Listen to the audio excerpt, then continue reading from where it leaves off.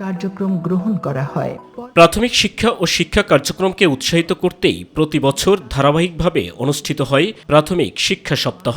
প্রাথমিক শিক্ষার পাশাপাশি শিশুদের আগামী দিনের কাণ্ডারি গড়ে তুলতে নানা পদক্ষেপ নিয়ে থাকে মন্ত্রণালয়।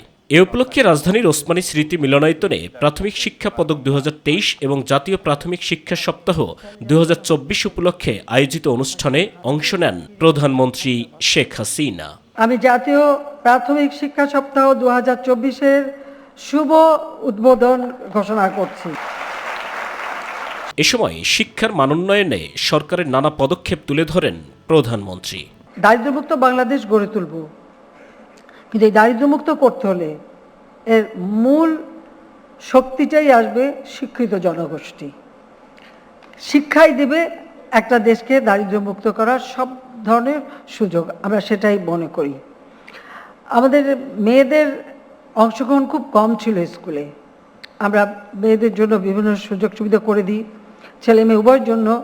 এটাই কারণ আমরা সবসময় চাই যে আমরা একটা সুষম, জনকল্যাণমুখী, সার্বজনীন, মানসম্মত শিক্ষা ব্যবস্থা করতে চাই।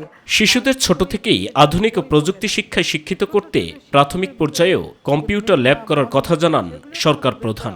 শুধু ওই কেতাবি বই পড়ে না, এই ছোট ছোট শিশুদের ভিতরে যে মেধা, মনন, সেগুলোও তো আমাদের বের করে আনতে হবে, তাদের সুযোগ দিতে হবে। আর সেদিকে লক্ষ্য রেখেই কিন্তু আমরা শিক্ষার কারিকুলাম আধুনিক প্রযুক্তি জ্ঞানের মধ্যে নিয়ে আসছি। প্রত্যেক স্কুলে ইতিমধ্যে আমাদের লক্ষ্য আছে যে প্রতিটি স্কুলেই আমরা কম্পিউটার ল্যাব করে দেব।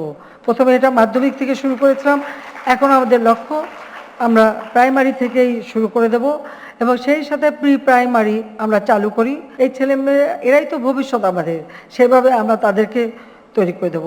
এর আগে বিভিন্ন খেলাধুলায় অংশগ্রহণকারী শিক্ষার্থীদের মধ্যে 38 জনকে পদক এবং প্রশাসনিক পর্যায়ে বিভিন্ন বিভাগে 18 জন শিক্ষক, কর্মকর্তা ও প্রতিষ্ঠানের হাতে প্রাথমিক শিক্ষা পদক তুলে দেন প্রধানমন্ত্রী শেখ হাসিনা। হোসেন পঞ্চম শ্রেণী, সাইদুর রহমান আবির, মাই টিভি, ঢাকা।